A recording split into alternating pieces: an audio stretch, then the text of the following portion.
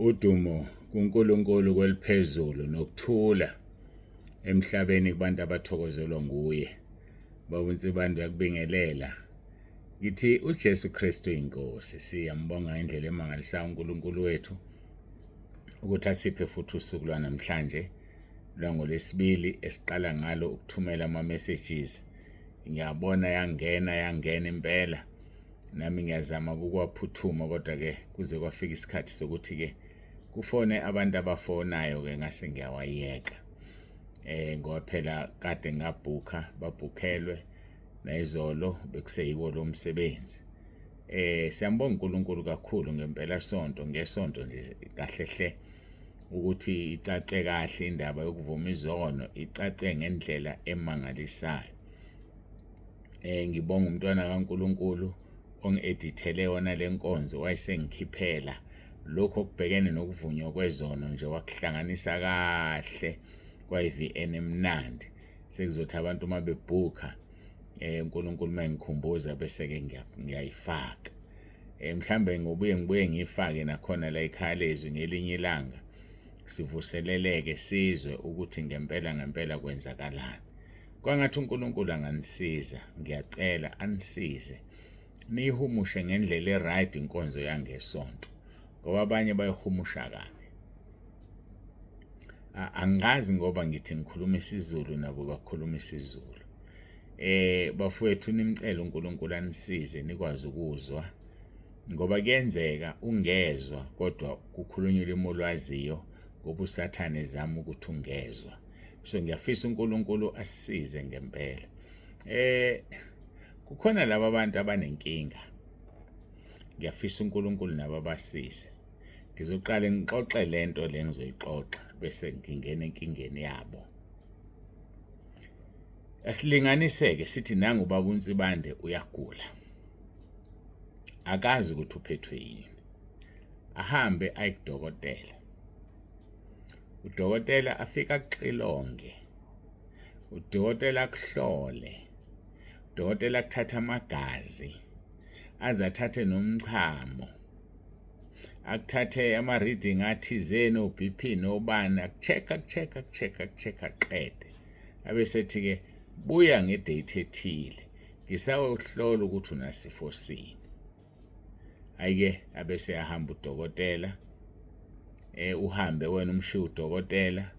Uthi uma usuwedwa ekhaya bese uthi wena ngenza iphutha kuya kuloya kudokotela. Awuthi-ke ngiye komunye. Ukulindile njalo lo dokotela nama-results akhe. Qale phansi uye komunye. Mawufika kulo akuqale naye. Akucheck. Sengiyabuza kumqondo omuhle yini ukuthi uye kulo dokotela uqede engakakutsheni ukuthi kwenzakalani usuyadlula uya komunye udokotela. Kumqondo omuhle yini loyo? Ngiyabuza nje. Umqondo uphusile. Khona abantu la ekhaya lezwi. Akayedwa. Umoya nje ongenile wesitha. Ngifike ngishumayele. Ahlabeke. Afunde izono eziningi abengazazi. Abese eya kumfundisi wakhe. Ongazange ashumayele ngalezi izono athi uvuma kuyizono. Umfundisi wakho umfaka kwenkulu inkinga okoqala. Uza nezinto ozothi ziyizono yena ubengazi ukuthi isono uNkulunkulu bengambulelanga. Uyenzelani leyo nto? Awuboni ukuthi ifana nsene ukuthi uhambe kudokotela kuhlola athi buya ngelanga elokuthi ungabuyi kwena usudlulela komunye. Ubani kanti ovumbulule isono sakho? Yini uyosivuma komunye? Uhlula ukulinda nje. Le queue kababa uNsibande. Engani baba uNsibande useshokane ngithi le queue ayikho. Ngoba mawufa kusasa kathi uzibhala namhlanje izono uzongena ezulwini. Kanti yini ngempela abantu bafuna ngikhulumele iphi language. Badluleke baye kulabo abafundisi. Guess what? Umfundisi ufika athela amanzi etadeni. Hawu, ubani othe isono? Isono lento. Ubani ukutshela isono udlale ngawo? Susaba ukusho, mawuthanda usho baba uNsibande. Awudukile lo mfundisi ayisona isono leyo. but ngesikhathi uzwa mina ngikhuluma usho ngithi ngidukile wena. Sekuyosho enye indoda ebingekho la ithi ngidukile nawe usiyakholwa ukuthi ngidukile. Wena udukiswe uSathane. Ake ngilinganise ngalento. Genesis 38. Sisenkonzweni njalo yizwe ukuthi angikakathandazi. Ngoba isemqoka lento engishoyo. Uma uya kuGenesis 38. Genesis 38 uthi uJuda wayenamadodana amathathu. Wayesethathela inkosana yakhe umfazi.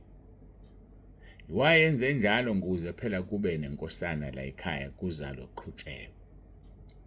iBhayibheli alisisho kizathu Genesis 38 uqala kuverse 6 uya kuverse 10. Lithi iBhayibheli uNkulunkulu wayibulala inkosana. Ngokwesiko-ke lakwa-Israyeli wasuka kuJuda watshela isecond born yomfana ukuthi hamba ongena ukamfowenu utholele umfowenu inzalo. Kwakunjalo. So uma umfowabo ehlangana nonkosikazi womfowabo ingane ziphuma lapho ezomfowabo ufile ezikamufi. Lo philayo mayefuna wakhe unkosikazi uzohamba uthatho wakhe la ezothola khona abantwana bakhe. Kodwa kulo kamfowabo amngenile izingane ziphuma lapho ezomfowabo ukuze ifa lingaphumi kwamfowabo. So lezi izingane ezikamfowabo noma ezithole kubhuti omncane ukuze zingaphumi. Ifa nje lihlala kwaziwa nje likusibanibani kwaphela. Alibangwa likusibanibani. Uma eshona usibanibani engenangane uyatholelwa umntwana ngokuthi umfowabo ayongena umkakhe. Lithi iBhayibheli wahamba umfana wesibili wafika wangena umkamfowabo. Bahlangana wayesechitha emhlabathini ukuze anganike umfowabo inzalo. So ngabe emagama uyamfuna umkamfowabo kodwa akafuni ukunika umfowabo inzalo. Uyathanda ukulala nomkamfowabo kodwa akafuni ukunika umfowabo inzalo uchitha ngaphandle. Usethi kuNkulunkulu kimi bese lithi iBhayibheli uNkulunkulu wambulala wathukuthela uNkulunkulu wambulala. Uthukuthelela na ukuthi uchithe enhlabathini inzalo. Usethi kuNkulunkulu kimi laba abantu abahlela umndeni babulala abantwana. Ungawuhlela ngokuchitha ngaphandle usoma, ungawuhlela ngokusebenzisa ikhondom. Ubulala abantwana uNkulunkulu kuyamthukuthelisa. Ungawuhlela ngokuthi owesifazane yena ojovile noma udla ama morning after pill noma ubopha ama fallopian tubes noma ikuphi okuthiwa implant okunye. You name them. Konke kuhlanganiswe egameni lokuthi ubulele umntwana.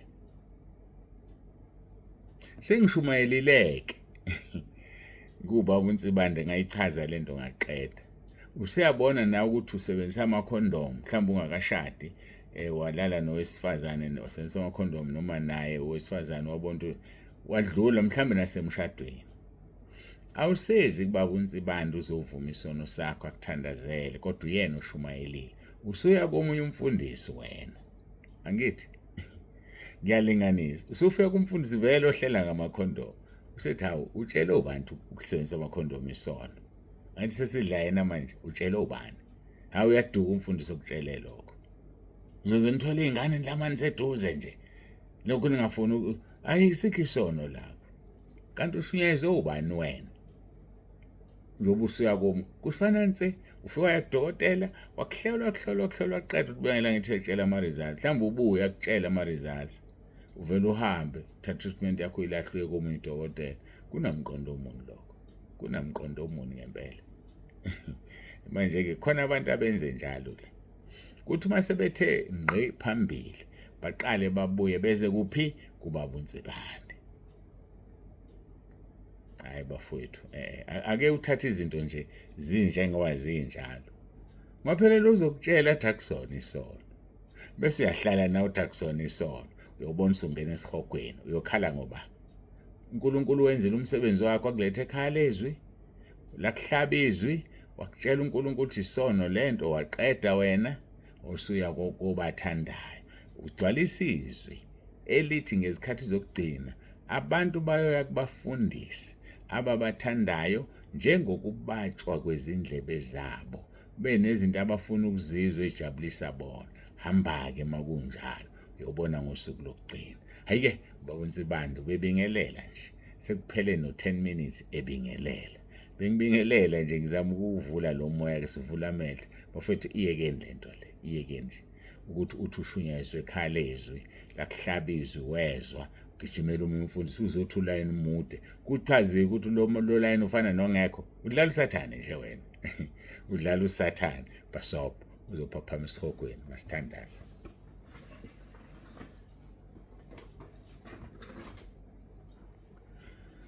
Baba olungileyo, Baba ongcwele, uNkulunkulu onomusa, siyabonga ngoba uyasithanda. Siyakubonga kakhulu ukukhuluma izinto ezinkulu zivezele imfihlakalo. Akekho uNkulunkulu ofana nawe, akekho uNkulunkulu njengawe. Ukhombisa uthando nokusithanda. Siyabonga ke Nkosi banathi kule nkonzo ngomoya wakho oyingcwele ukhulume wambule izwi lakho. uJesu Kristu inkosi. Amen.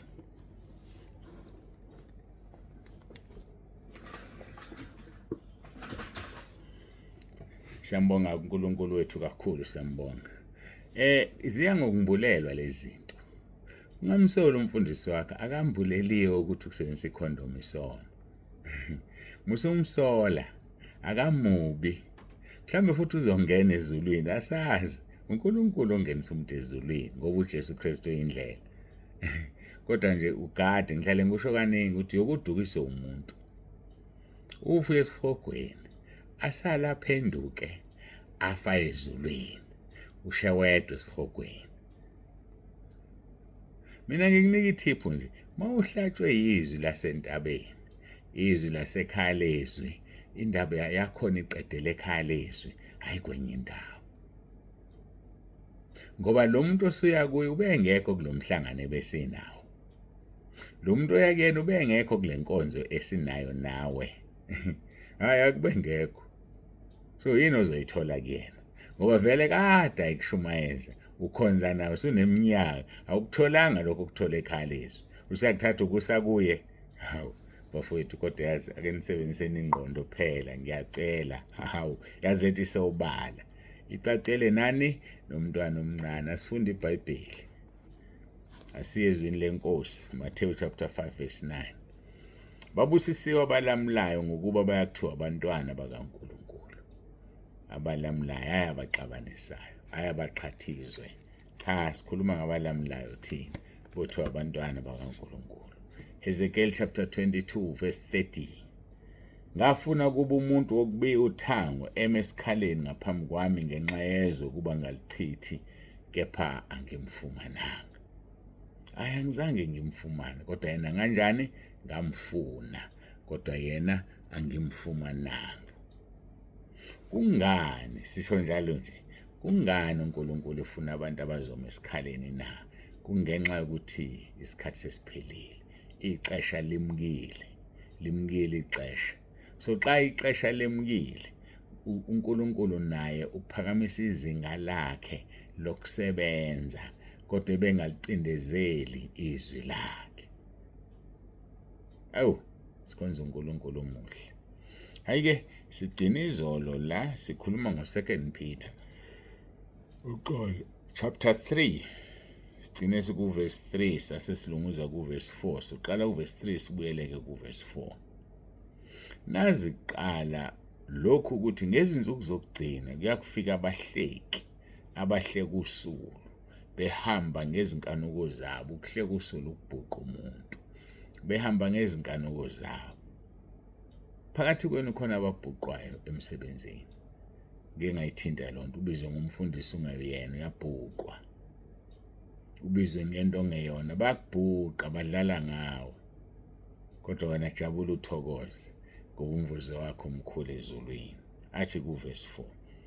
Laba bahleka usulu bethi, siphi sethembiso sokufika kwakhe na? Ngokuba kuselokhu obaba balala, konke kumi kanjalo njengakwasekuqaleni kokudalwa. Selokhu obaba balala. Ngifuna ukukutshela ukuthi uNkulunkulu uyasibekezelela, usinika ithuba lokuphenduka.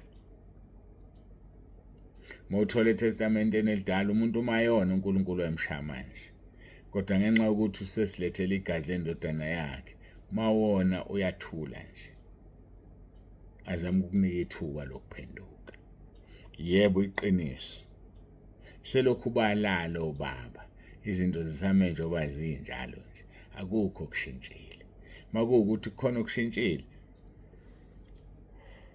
uxolo lapho balala khona obaba kungekho ndlu sekunendlu mhlambe namhlanje. Labalala khona obaba kungekho dolobha sekunedolobha namhlanje. So there is an improvement instead. So ke akuyona into esingalala sidlile sithi akukho kushintshile. Kodwa ngiyakutshela mina ngoba uNkulunkulu uyasibekezelela efuna ukuba kungalahlwa nawe yedwa umuntu. So kungabanaka abahle kusuku bathi uJesu uzonilanda kade asho nje ukuthi uzobalanda abantu wabalanda ba. Ungakhohlwa ukuthi usuku olulodwa ezulwini lulingana neminyaka eyinkulungwane emhlabeni. Sibona thina sehamba iminyaka eminingi uJesu asho kanti it's only 2 years. So it's only 2 days uJesu efile wavuka. uJesu ebetheliwe esiphambanweni ngoba 1000 years usuku olulodwa ezulwini. So uJesu usanda kuyifikela nje buye emhlabeni ngokwasezulwini. Sesiyatatazela thina la. Ngavuma abantu bakutatazelise. Ngavuma abantu bakwenzisa izinto uNkulunkulu angazifuni. Bethi siphi sethembiso sokufika kwakhe na ukuba kuselokho baba balala konke kumkanjalo njengoba sekuqaleni kokudala.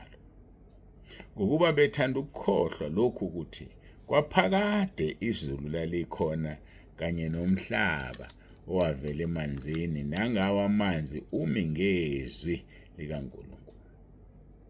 Kwaphakade izulu lalikhona. Inini ke phakade? Sizoqala enye inkinga ke manje. Iphakade isikhathi esingasazi. Kodwa esidala kwaphakade izulu lalikhona. Kanye nomhlaba kwaphakade. Lezi zinto kade zabakhona. Ebona lonto kodwa uJesu ufike 2 days ago. 2000 years ago, which is equal to 2 days ago ngokwasezulwini. So asikho isidingo sokuphenika.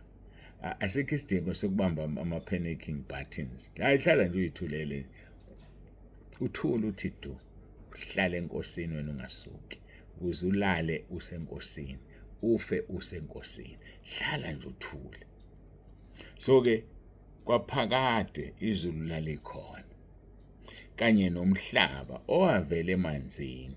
Izwe lonto umhlaba owavela emanzini. Nangawa amanzi umi lo mhlaba. Umi ngamanzi. Hawe madoda. Wavela emanzini umi ngamanzi. Wona lo mhlaba. Into edala ume ngamanzi ngezwi likaNkulunkulu. Sikuthola lokho kuGenesis 1 verse 1. Ekuqaleni uNkulunkulu wadala izulu nomhlaba. In the beginning God created heavens and earth. Ekuqaleni uNkulunkulu wadala izulu nomhlaba. Kwaphakade izulu lalikhona kanye nomhlaba. Kwaphakade. Kulindele usuku lokwahlulelwa nelokubhubha kwabantu abangamesaba uNkulunkulu. Lezi zinto zombili, umhlaba nezulu, kulindele usuku lokubhubha kwabantu lokwahlulelwa abantu abangamesaba uNkulunkulu. So manje wena uzomelana naleso simiso. Umhlaba nezulu kade kwabakhona. Kulindile. Hayi ngesikhathi sika-Adam no-Eva. U-Adam no-Eva abantu bayizolo kade kwabakhona. Njengoba uma ufunda uGenesis 1 verse 1 noma verse 2 uthi umhlaba umbozwe amanzi. Wamboza amanzi ngoba uNkulunkulu akade ebhubhisile. Khona kodwa kahlehle kade kwabakhona. Verse 9 Inkosi ayilibali ngesethembiso sayo njengalokho abanye bathi kungukulibala kepha yanibekezelela ingathanda ukuba kubhubhe namunye kodwa kuba bonke bese kuphendukeni. So yikho izinto selokho bala lo baba kube ngathi zinjengoba zaba njalo. kanti ukuthi inkosi iyasibekezelela ithanda ibhubhe namunye. Kepha usuku lwenkosi luyakufika njengesela, mhla amazulu yakudlula ngokuhlokoma. Kuyakusha konke kubhidlike, nomhlaba nemisebenzi yawo kuyokusha. Hayi, asibambe la isithanda ukushisa. Ithanda ukushisa njengoba kuyosha umhlaba namazulu. Ngokudinwa inkosi ngibona ukuthi kufanele siphinde sibuyekeze, siqale kuverse 5 ngokuba bethanda ukukhohlwa lokhu ukuthi kwaphakade izulu lalikhona. So iqala kuverse 5 ngokudinwa uNkulunkulu. Ngivumelene ngithandaze bazalwane, simbonge uNkulunkulu, bambisisa izwi lakhe. Hayi, yazi libambe izwi lakhe. Ngiyamthanda uNkulunkulu, ngiyamthanda uJesu oyinkosi yethu, ngiyamthanda uMoya oNgcwele ngoba akhuluma izinto zicace bha, abazicontradict, abaziphikisi. Thina siyaziphikisa kodwa yena akaziphikisi. Thina siyaqamba amanga, yena akawaqamba amanga, ngoba kasiyena umuntu, uNkulunkulu ophilayo, udalela izulu walendlala, udala umhlaba uphanyekezeni. uJesu Kristu inkosi, uJesu Kristu inkosi, uJesu Kristu inkosi. Masiguqe sithandaze sikhothama.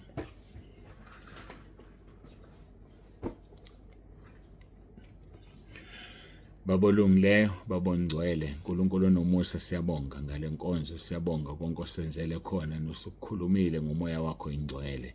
Dumo lonke lungolwakho, lukufanele izikhathi ezingakabikho namanje kuze kube phakade. Siyabonga uNkulunkulu wethu nomusa, siyabonga. Ngiyacela ubasize abantwana bakho ukuba bakwazi ukubamba osekukhulunyiwe, that they should be able to grasp what they've just heard. Ngiyacela uNkulunkulu wami bakubambisise ukuze kukwazi ukubasiza, kukwazi ukubenza baligijima ibanga labo, bakugcina ukukholwa ngoba isikhathi sesifikile. Siyabonga Nkosi Jesu, siyabonga. uNkulunkulu makabe nawe njalo Nkosi Jesu, akusikelele Moya oNgcwele, azasikelele nathi usahlezi kithi Moya oNgcwele. Siyabonga, sembathise inkazimulo, simelana nakho konke okumelene necebo lakho. uJesu Kristu inkosi, uJesu Kristu inkosi, uJesu Kristu inkosi. Amen.